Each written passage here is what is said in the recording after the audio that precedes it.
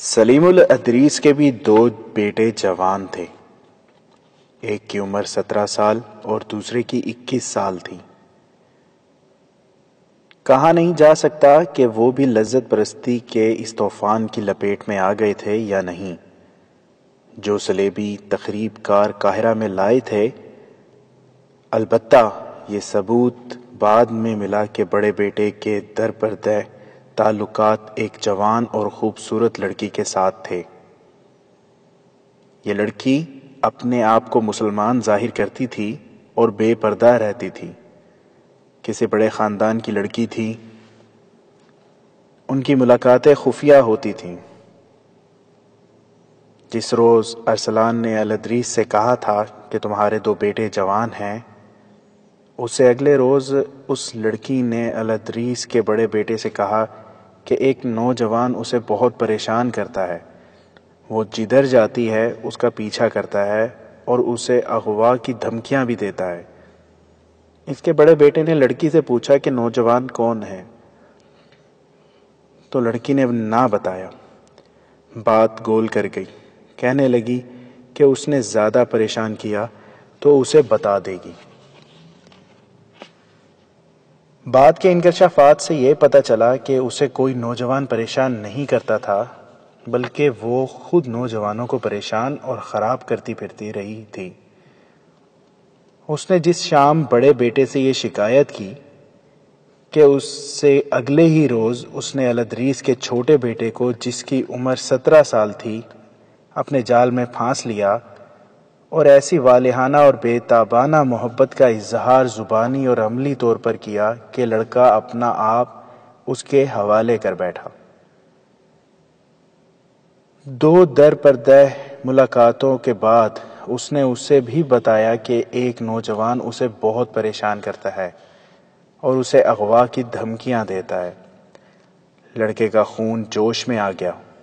اس نے پوچھا کہ وہ کون ہے، تو لڑکی نے کہا کہ اگر اس نے زیادہ پریشان کیا تو بتاؤں گی۔ اسی شام وہ اس لڑکے کے بڑے بھائی سے ملی اور اسے کہا کہ وہ نوجوان مجھے زیادہ پریشان کرنے لگا ہے۔ وہ تمہارے متعلق کہتا ہے کہ اسے میں ایسے طریقے سے قتل کروں گا کہ کسی کو پتہ ہی نہیں چل سکے گا۔ لڑکی نے کہا تم خنجر اپنے پاس رکھا کرو۔ دوسری شام کی ملاقات میں اس نے چھوٹے بھائی کو اسی طرح مشتعل کیا اور اسے کہا کہ وہ خنجر اپنے پاس رکھا کرے۔ چنانچہ دونوں بھائی اس حقیقت سے بے خبر کہ وہ ایک ہی لڑکی کے جال میں پھنسے ہوئے ہیں، خنجر اپنے پاس رکھنے لگے۔ لڑکی دونوں سے الگ الگ ملتی رہی۔ صرف 5 دنوں میں لڑکی نے دونوں بھائیوں کو پہلے حیوان پھر درندہ بنا دیا۔ اس شام اس نے بڑے بھائی کو شہر سے ذرا باہر ایک اندھیری جگہ ملنے کو کہا۔ چھوٹے بھائی کو بھی اس نے وہی وقت اور وہی جگہ بتائی اور دونوں سے یہ بھی کہا کہ وہ نوجوان جو مجھے پریشان کیا کرتا ہے آج کہہ گیا ہے کہ شام کو جہاں بھی جاؤں گی مجھے وہاں پاؤ گی۔ میں تمہارے چاہنے والے کو تمہارے سامنے قتل کروں گا، لڑکی نے کہا۔ میں نے اسے کہا ہے کہ اگر تم اتنے دلیر ہو تو شام کو اس جگہ آ جانا، اگر تم نے اسے قتل کر دیا تو میں تمہاری ہو جاؤں گی۔ دونوں بھائی خون ریز معرکہ لڑنے کے لیے تیار ہو گئے۔ شام کو بڑا بھائی خنجر لیے اس جگہ پہنچ گیا جو اس لڑکی نے بتائی تھی۔ اس نے ایسی استادی کا مظاہرہ کیا کہ جگہ اندھیری کا انتخاب کیا اور یہ بھی خیال رکھا کہ دونوں بھائی اس کے پہنچنے سے پہلے ہی اکٹھے ہو کر ایک دوسرے کو پہچان نہ لیں۔ وہ وہاں پہنچی تو بڑے بھائی کو وہاں موجود پایا۔ اسے بتایا کہ وہ نوجوان میرے پیچھے آ رہا ہے۔ بڑے بھائی نے خنجر نکال لیا اور فوراً ہی بعد چھوٹا بھائی آ گیا۔ لڑکی نے بڑے بھائی سے کہا کہ وہ آ گیا ہے، لیکن میں نہیں چاہتی کہ وہ خون خرابہ ہو۔ میں اسے کہتی ہوں کہ وہ چلا جائے۔ یہ کہہ کر وہ چھوٹے بھائی کے پاس گئی اور اسے کہا کہ وہ پہلے سے موجود ہے اور اس کے ہاتھ میں خنجر ہے۔ چھوٹے بھائی کی عقل پر جوانی کا تازہ خون سوار تھا۔ اس نے خنجر نکالا اور اندھیرے میں اپنے بھائی کی طرف دوڑا۔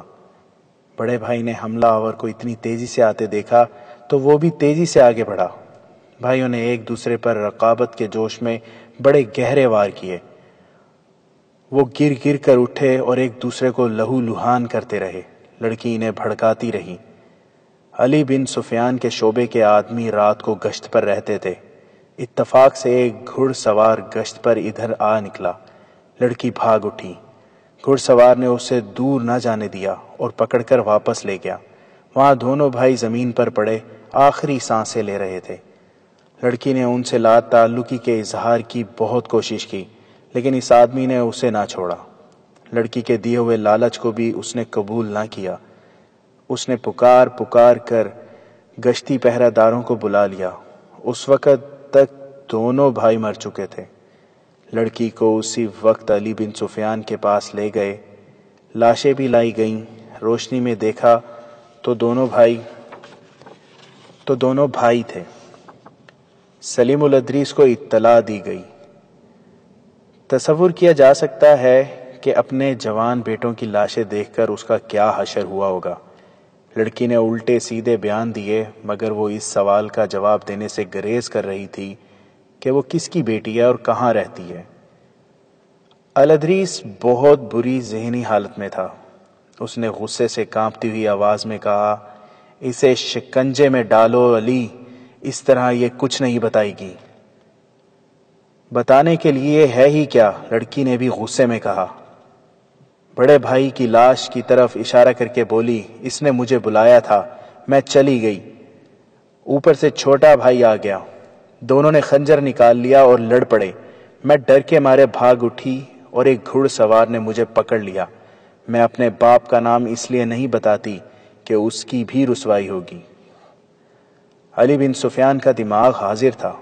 اسے یاد آ گیا کہ ارسلان اور الادریس کی آپس میں ترش کلامی ہوئی تھی۔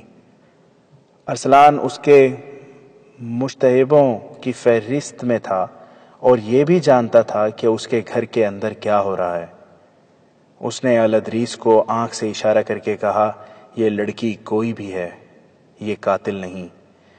یہ دو جوانوں کو اکیلے قتل نہیں کر سکتی۔ اس نے سچ بات بتا دی ہے۔ میں اس کے خلاف کوئی کارروائی نہیں کر سکتا۔ اس نے لڑکی سے کہا، جاؤ تم آزاد ہو، آئندہ کسی کے ساتھ اتنی دور نہ جانا ورنہ قتل ہو جاؤ گی۔ لڑکی بڑی تیزی سے کمرے سے نکل گئی۔ علی بن سفیان نے اپنے دو مخبروں سے کہا کہ ان میں سے ایک لڑکی کا راستہ دیکھ کر دوسرے راستے سے ارسلان کے گھر کے بڑے دروازے سے ذرا دور چھپ جائے، اور دوسرا ایسے طریقے سے لڑکی کا تعاقب کرے کہ لڑکی کو پتہ نہ چلے، اور وہ جہاں بھی جائے فوراً اطلاع دی جائے۔ دونوں آدمی چلے گئے۔ لڑکی تیز تیز قدم اٹھاتی جا رہی تھی اور اس کا تعاقب ہو رہا تھا۔ علی بن سفیان کا شک ٹھیک ثابت ہوا۔ لڑکی ارسلان کے گھر چلی گئی۔ وہاں ایک آدمی موجود تھا۔ اس نے آ کر اطلاع دی کہ لڑکی اس گھر میں داخل ہوئی ہے۔ جب الادریس کو معلوم ہوا کہ لڑکی کا تعلق ارسلان کے گھر سے ہے تو اس نے علی بن سفیان کو بتایا کہ ارسلان نے اسے کہا تھا کہ تمہارے دو جوان بیٹے ہیں، مگر الادریس یہ اشارہ نہیں سمجھ سکا تھا۔ صاف ظاہر ہو گیا کہ یہ ارسلان کی کارستانی ہے۔ دونوں بھائیوں کو اس نے اس عجیب و غریب طریقے سے ایک دوسرے کے ہاتھوں قتل کرایا ہے۔ الادریس نے حاکم اعلیٰ کو اطلاع دی۔ پولیس کا سربراہ غیاث بلبیس بھی آ گیا۔ علی بن سفیان کو بھی خصوصی اختیارات حاصل تھے۔ انہوں نے فیصلہ کیا کہ ارسلان کے گھر چھاپا مار کر اسے گھر میں ہی نظر بند کر دیا جائے۔ اب میں سلیم الادریس کو بتاؤں گا کہ میں کیوں اتنی دلیری سے باتیں کرتا ہوں۔ ارسلان نے اس لڑکی کی کامیابی کی رویداد سن کر کہا، میں اسے بتاؤں گا کہ میں کیا کر سکتا ہوں۔ اس نے لڑکی کو شراب پیش کی اور دونوں کامیابی کا جشن منانے لگے۔ ان کا جشن ابھی ختم نہیں ہوا تھا کہ بغیر اطلاع کے کوئی اندر آ گیا۔ یہ الادریس تھا۔ اس نے ارسلان اور لڑکی کو نشے اور عریانی کی حالت میں دیکھا اور لڑکی کو پہچان لیا۔ ارسلان نے نشے کی حالت میں کہا، اپنے بیٹوں کو قتل کرا کے تم میرے ہاتھوں قتل ہونے آئے ہو۔ دربان کہاں ہے؟ یہ شخص میری جنت میں بغیر اجازت کیوں کر آ گیا ہے؟ تمہیں جہنم لے جانے کے لیے آیا ہوں، الادریس نے کہا۔ میں اپنے بیٹوں کا انتقام لینے نہیں آیا، تمہیں غداروں کے انجام تک پہنچانے آیا ہوں۔ اتنے میں شہر کا وہ حاکم اعلیٰ اندر آیا جس کے پاس امیر مصر کے اختیارات تھے۔ اس کے ساتھ غیاث البلبیس اور علی بن سفیان تھے۔ لڑکی کو گرفتار کر لیا گیا۔ ارسلان کے تمام ملازموں اور گھر کے دیگر افراد کو باہر نکال کر اس کے محل جیسے مکان کے اندر اور باہر فوج کا پہرا کھڑا کر دیا گیا۔ اس کے گھر میں ایک تہہ خانہ برآمد ہوا جو بہت ہی وسیع اور گہرا تھا۔ وہاں سے تیر، کمانوں اور برچھیوں کے انبار نکلے۔ ایک ڈھیر خنجروں کا تھا، آتش گیر مادہ بھی تھا۔ ایک صندوق میں سے حشیش اور زہر برآمد ہوئے۔ ایک اور کمرے میں سے سونے کی اینٹیں اور اشرفیوں کی تھیلیاں برآمد ہوئیں۔ اس نے اپنی پرانی 2 بیویوں اور ان کے بچوں کو کہیں اور بھیج رکھا تھا۔ گھر میں 3 لڑکیاں تھیں، تینوں ایک سے ایک بڑھ کر خوبصورت تھیں اور تینوں غیر مسلم تھیں۔ رات ہی رات ملازموں کی چھان بین کر لی گئی۔ ان میں 3 صلیبیوں کے جاسوس نکلے۔ کیا تم خود بتاؤ گے کہ تمہارے عزائم کیا ہیں؟ حاکم اعلیٰ نے ارسلان سے پوچھا۔ یہ مال و دولت اور اسلحہ کی یہ انبار تمہیں سزائے موت دلانے کے لیے کافی ہیں۔ پھر سزائے موت دے دو، اس نے نشے کی حالت میں کہا۔ اگر مجھے جان ہی دینی ہے تو خاموشی سے کیوں نہ مر جاؤں۔ خدا کی نگاہ میں یہ بہت بڑی نیکی ہوگی کہ تم ہمیں اور اس کے نام لیواؤں کو خطرے سے آگاہ کر دو، حاکم اعلیٰ نے کہا۔ مجھے امید ہے کہ اس نیکی کے بدلے خدا تمہارے اتنے گناہ بخش دے گا۔ تم لوگ تو مجھے نہیں بخشو گے، ارسلان نے کہا۔ سلطان ایوبی اس سے بھی بڑے گناہ بخش دیا کرتا ہے، علی بن سفیان نے کہا۔ آپ کے بچنے کی صورت پیدا ہو سکتی ہے۔ آپ بتا دیں کہ یہاں کس قسم کی تخریب کاری ہو رہی ہے، کچھ اور لوگ گرفتار کرا دیں۔ وہ کمرے میں ٹہل رہا تھا، باقی لوگ ادھر ادھر بیٹھے تھے۔ الادریس نے اپنی خنجر نما تلوار کمر سے باندھ رکھی تھی۔ ارسلان خاموشی سے ٹہلتے ٹہلتے اس کے قریب گیا اور بڑی ہی تیزی سے اس کی میان سے تلوار نکال کر اپنے سینے اور پیٹ کے درمیان رکھی۔ پیشتر اس کے ہاتھ سے تلوار چھینی جاتی، اس نے دستے پر دونوں ہاتھ رکھ کر پوری طاقت سے تلوار اپنے پیٹ میں گھونپ لی۔ وہ اپنے بستر پر گرا۔ دوسرے آدمی تلوار اس کے پیٹ سے نکالنے لگے تو اس نے کہا، رہنے دو، میری 2-3 باتیں سن لو۔ مر جاؤں گا تو تلوار نکال لینا۔ میں نے اپنے آپ کو سزا دے دی ہے۔ میں زندہ صلاح الدین ایوبی کے سامنے نہیں جانا چاہتا تھا کیونکہ وہ مجھے اپنا وفادار دوست سمجھتا تھا۔ میں تمہارے کسی سوال کا جواب نہیں دوں گا۔ تلوار اپنا کام کر چکی ہے۔ ہوش کرو، مصر سخت خطرے میں ہے۔ مصر میں جو فوج ہے وہ بغاوت کے لیے تیار ہے۔ فوجوں کی رسد کو میں نے ناپید کیا ہے۔ سپاہیوں کو کھانے کے لیے کچھ نہیں ملتا۔ صلیبی تخریب کاروں نے فوج میں یہ بات پھیلا دی ہے کہ محاذوں پر بکرے، اناج اور شراب جاری ہے اور وہاں کے سپاہیوں کو مال غنیمت سے مالا مال کر کے عیاشی کرائی جا رہی ہے۔ میرے گروہ میں اچھے عہدوں کے لوگ ہیں، میں کسی کا نام نہیں بتاؤں گا۔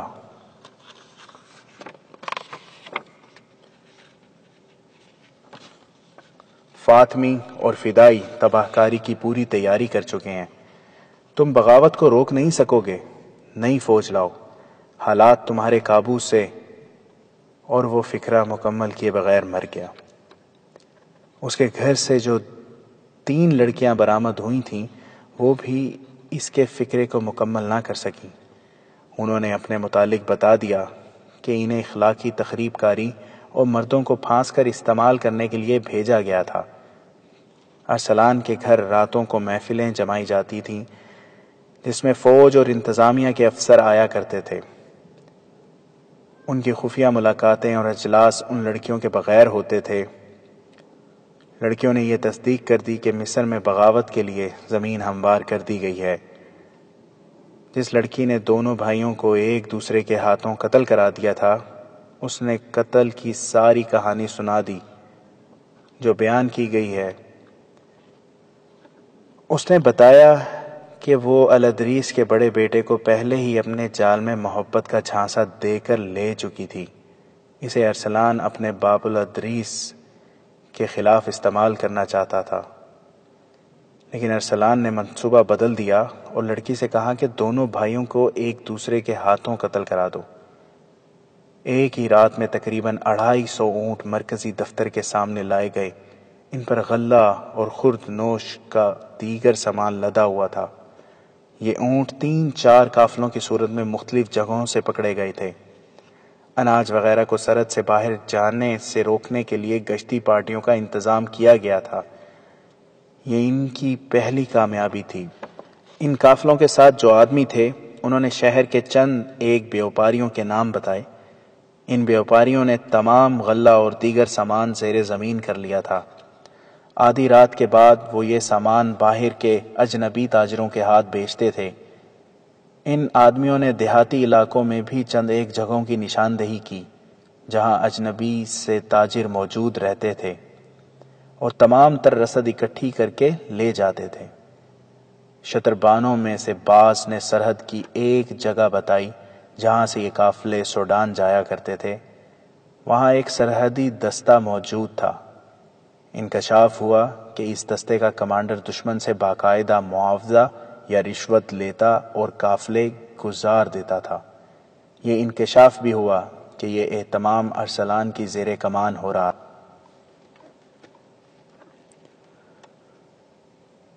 یہ ان سینکڑوں میں سے چند ایک واقعات ہیں جو سلطان ایوبی کی غیر حاضری میں مصر کو لپیٹ میں لیے ہوئے تھے۔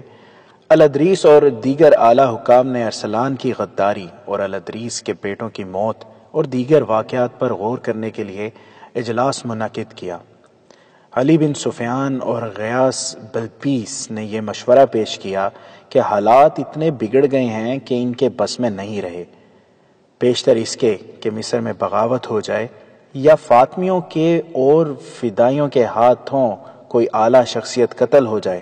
سلطان ایوبی کو مکمل حالات سے آگاہ کر دیا جائے اور انہیں مشورہ دیا جائے کہ ممکن ہو سکے تو وہ کرک کا محاصرہ اپنے نائبین کے سپرد کر کے قاہرہ آ جائیں۔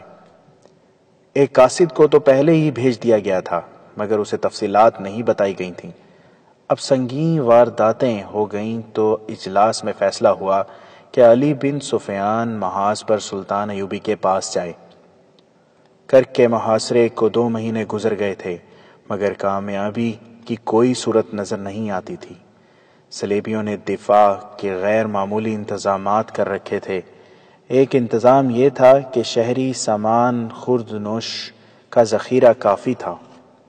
ایک جاسوس نے اندر سے تیر کے ساتھ پیغام باندھ کر باہر پھینکا تھا جس میں تحریر تھا کہ اندر خوراک کی کمی نہیں۔ مسلمان باشندوں پر اتنی سخت پابندیاں عائد کر دی گئی تھیں کہ ان کے گھروں کی دیواریں بھی ان کے خلاف مخبری اور جاسوسی کرتی تھیں، اس لیے اندر تخریب کاری ممکن نہیں ہو رہی تھی، ورنہ خوراک کا ذخیرہ تباہ کر دیا جاتا۔ شہر میں سلطان ایوبی کے جاسوسوں کی بھی کمی تھی۔ وہ کبھی کبھی رات کے وقت تیر کے ساتھ پیغام باندھ کر اور موقع محل دیکھ کر باہر کو تیر چلا دیتے تھے۔ فوجوں کے حکم تھا کہ ایسا تیر نظر آئے تو وہ اپنے کمانڈر تک پہنچا دیں۔ صلیبیوں نے محاصرہ توڑنے کی کوششیں ترک کر دی تھیں۔ وہ سلطان ایوبی کی طاقت زائل کرتے جا رہے تھے۔ سلطان ایوبی ان کی چال سمجھ گیا تھا۔ اس کے جواب میں اس نے بھی اپنا طریقہ بدل دیا تھا۔ صلیبیوں کی یہ کوشش ناکام ہو چکی تھی کہ انہوں نے باہر سے حملہ کیا تھا۔ سلطان ایوبی اس حملے کے لیے تیار تھا۔ اس نے نہایت اچھی چال سے اس فوج کو گھیرے میں لے لیا تھا۔ اس فوج کو گھیرے میں آئے 1.5 مہینہ گزر گیا تھا۔ گھیرے میں آئی ہوئی فوج گھیرا توڑنے کے لیے ہر طرف حملے کرتی تھی۔ سلطان ایوبی اس کا کوئی حملہ کامیاب نہیں ہونے دے رہا تھا۔ البتہ گھیرا کئی میلوں پر پھیل گیا تھا۔ وہ علاقہ سرسبز تھا، اس لیے سلیبیوں کو پانی اور جانوروں کو چارہ مل جاتا تھا۔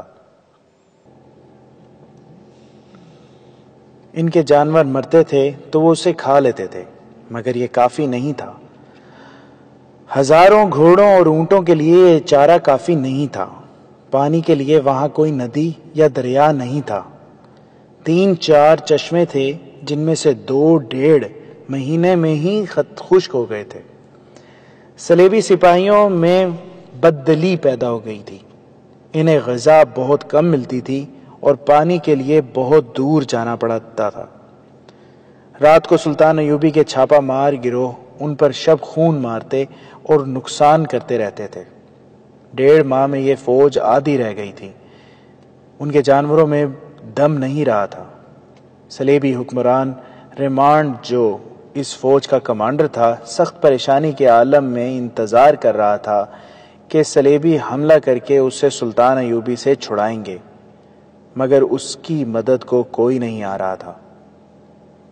سلطان ایوبی چاہتا تو چاروں طرف سے حملہ کر کے اس فوج کو شکست دے سکتا تھا، لیکن اس سے اپنا جانی نقصان بھی ہونا لازمی تھا اور جنگ کا پانسا پلٹ جانے کا خطرہ بھی تھا۔ سلطان ایوبی اپنی طاقت زائل نہیں کرنا چاہتا تھا۔ وہ صلیبیوں کو آہستہ آہستہ مار رہا تھا۔ اسے یہ نقصان ضرور ہو رہا تھا کہ اس کی فوج کا تیسرا حصہ اس صلیبی فوج کو گھیرے میں رکھنے میں الجھ گیا تھا۔ اسے وہ شہر کے محاصرے کی کامیابی کے لیے استعمال نہیں کر سکتا تھا۔ اس کے پاس ابھی ریز رو دستے موجود تھے۔ وہ سوچ رہا تھا کہ قلعہ توڑنے کے لیے وہ انہیں استعمال کرے۔ وہ اب محاصرے کو اور زیادہ طول دینا نہیں چاہتا تھا۔ اس دور میں محاصرے عموماً طویل ہوا کرتے تھے۔ ایک شہر کو 2 سال تک بھی محاصرے میں رکھا گیا ہے۔ 6-7 ماہ کا محاصرہ طویل نہیں سمجھا جاتا تھا، لیکن سلطان ایوبی محاصرے کو طول دینے کا قائل نہیں تھا۔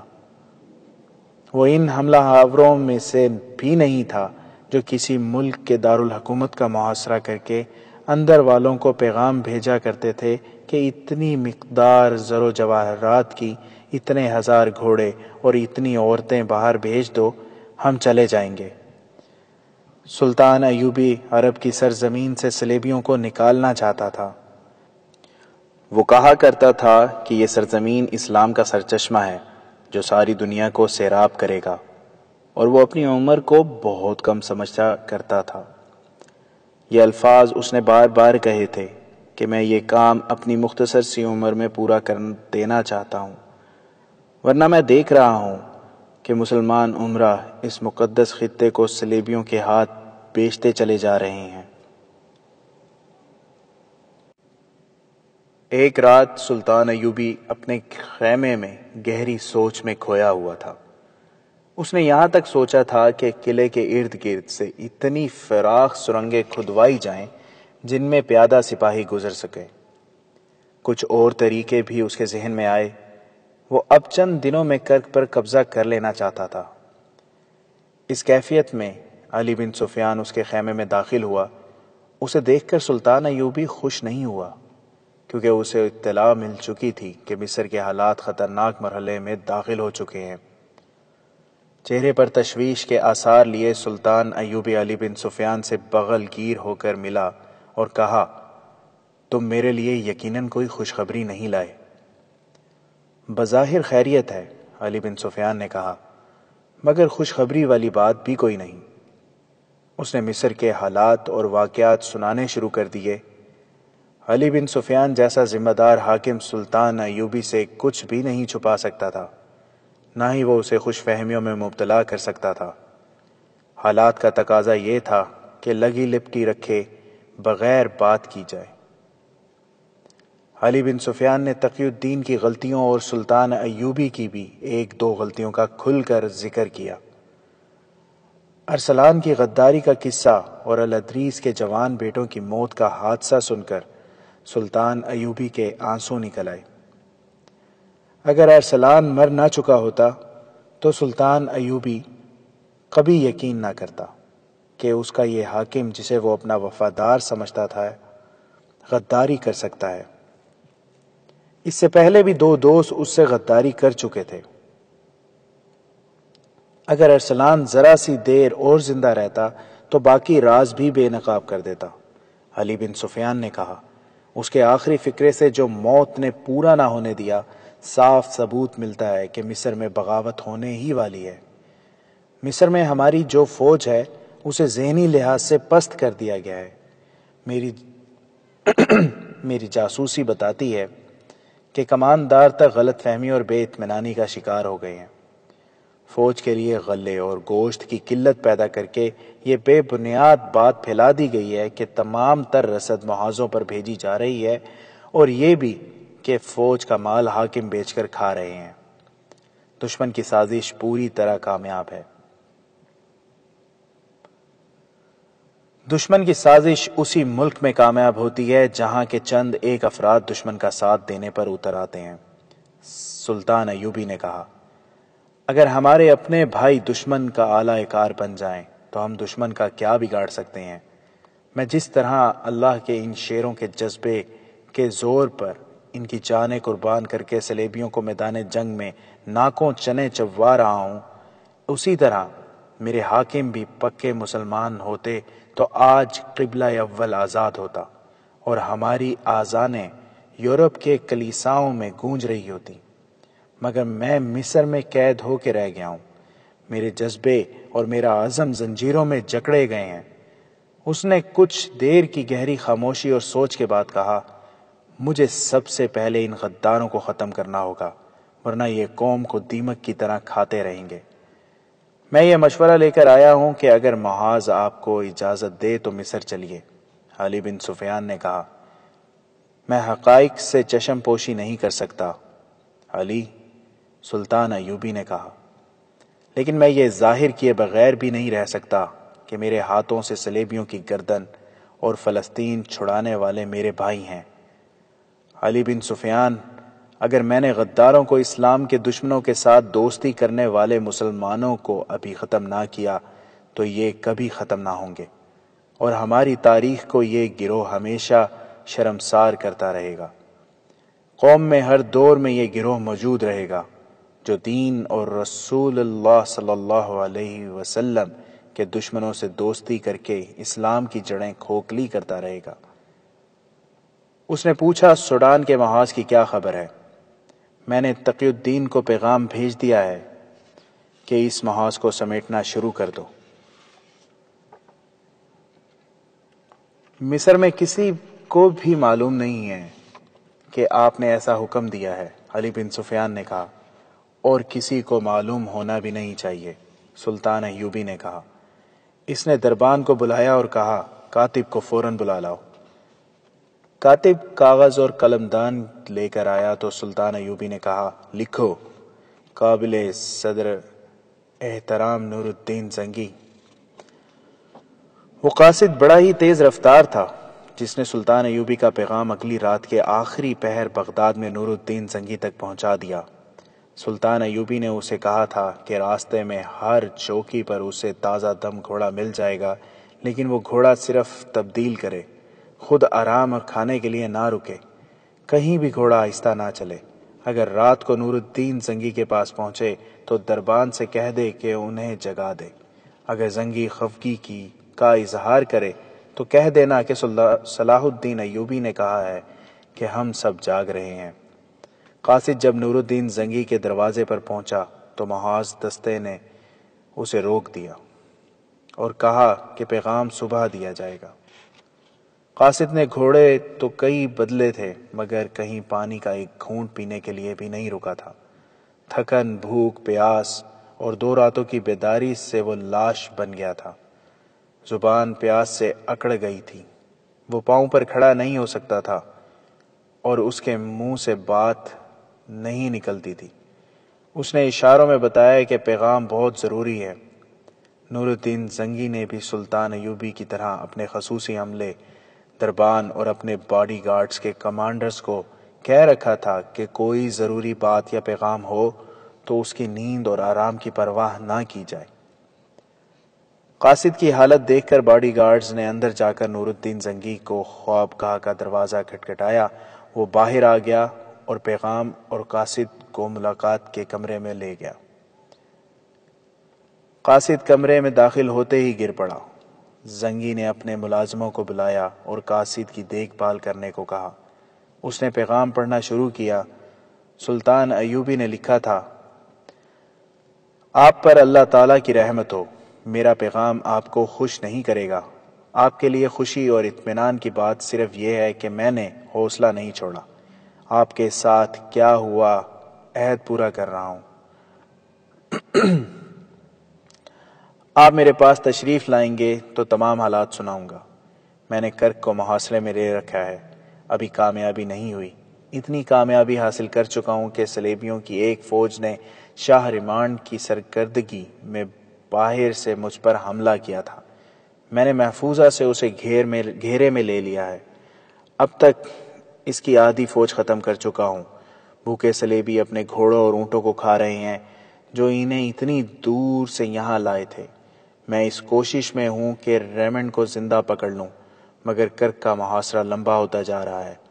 صلیبیوں کا دماغ اور طریقہ جنگ پہلے سے بہت بہتر ہے۔ میں محاصرے کو کامیاب کرنے کے طریقے سوچ رہا تھا اور مجھے امید تھی کہ میرے جانباز مجاہد قلعہ توڑ لیں گے۔ وہ جس جذبے سے لڑ رہے ہیں وہ آپ کو حیران کر دے گا، مگر سوڈان میں میرا بھائی تقی الدین ناکام ہو گیا ہے۔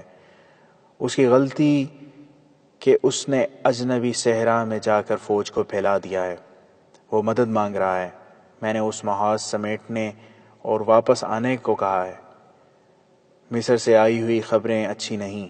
غداروں اور ایمان فروشوں نے دشمن کا اعلی کار بن کر مصر میں بغاوت اور صلیبی یلغار کے لیے راستہ صاف کر دیا ہے۔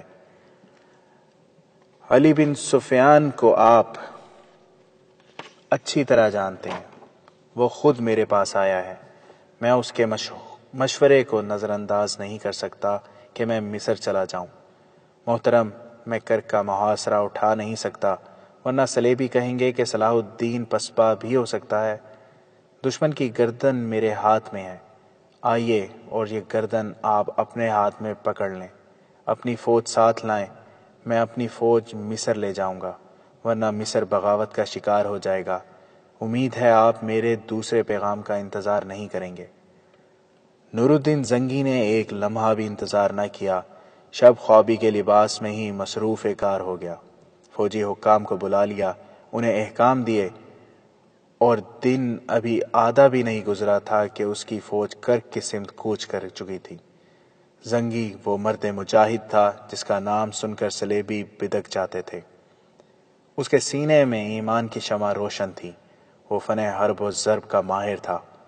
اس نے راستے میں کم سے کم پڑاؤ کیے اور اتنی جلدی محاذ پر پہنچا کہ سلطان ایوبی حیران رہ گیا۔ اگر قاصد پہلے سے اسے اطلاع نہ دے دیتا کہ زنگی اپنی فوج کے ساتھ آ رہا ہے تو دور سے گرد کے بادل دیکھ کر سلطان صلاح الدین ایوبی سمجھتا کہ صلیبیوں کی فوج آ رہی ہے۔ سلطان ایوبی گھوڑا سرپٹ بھگاتا استقبال کے لیے گیا۔ نور الدین زنگی اسے دیکھ کر گھوڑے سے کود آیا۔ اس سلام کی عظمت کہ یہ دونوں پاسبان جب گلے ملے تو جذبات کی شدت سے سلطان ایوبی کے آنسو نکل آئے۔ سلطان ایوبی نے نور الدین زنگی کو تمام تر حالات اور غداروں کی ساری کارستانیاں سنائیں۔ زنگی نے کہا: صلاح الدین، تمہاری عمر ابھی اتنی نہیں گزری کہ چند ایک حقائق کو قبول کر سکو۔ یہ اسلام کی بد نصیبی ہے کہ غدار ہماری قوم کا لازمی حصہ بن گئے ہیں اور قوم ان سے کبھی پاک نہیں ہوگی۔ مجھے صاف نظر آ رہا ہے کہ ایک وقت آئے گا جب غدار قوم پر باقاعدہ حکومت کریں گے، دشمن کے خلاف باتیں کریں گے، بلند دعوے کریں گے، دشمن کو کچل دینے کے نعرے لگائیں گے، مگر قوم جان نہیں سکے گی کہ ان کے حکمران دراصل اس کے اور اس کے دین کے دشمن کے ساتھ درپدہ دوستی کر چکے ہیں۔ دشمن انہی کو ڈھال اور انہی کو تلوار بنائے گا اور انہی کے ہاتھوں قوم کو مروائے گا۔ پریشان نہ ہو صلاح الدین، ہم حالات پر قابو پا لیں گے۔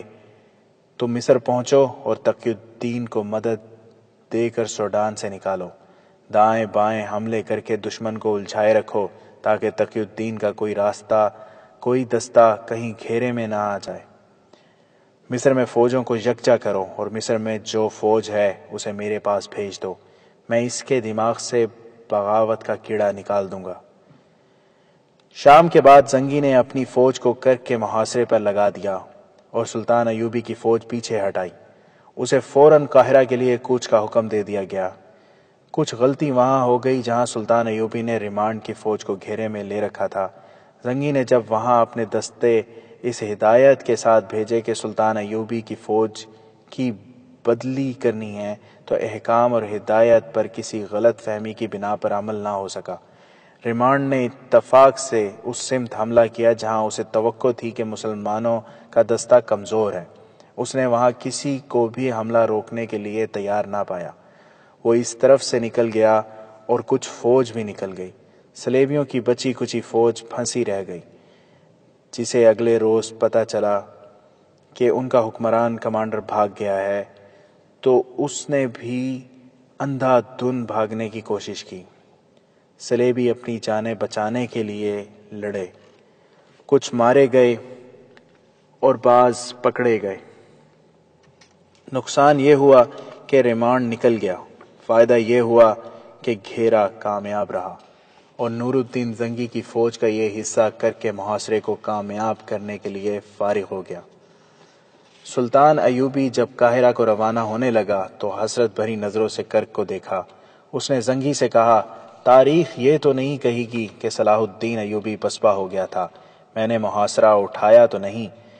نہیں صلاح الدین، نور الدین زنگی نے اس کا گال تھپکا کر کہا، تم نے شکست نہیں کھائی، تم جذباتی ہو گئے ہو۔ جنگ جذبات سے نہیں لڑی جاتی۔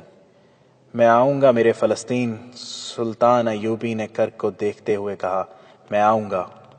اس نے گھوڑے کو ایڑ لگا دی، پھر پیچھے مڑ کر نہیں دیکھا۔ نور الدین زنگی اسے دیکھتا رہا۔ وہ جب اپنے گھوڑے سمیت دور جا کر گرد میں چھپ گیا تو زنگی نے اپنے ایک نائب سے کہا، اسلام کو ہر دور میں ایک صلاح الدین ایوبی کی ضرورت ہوگی۔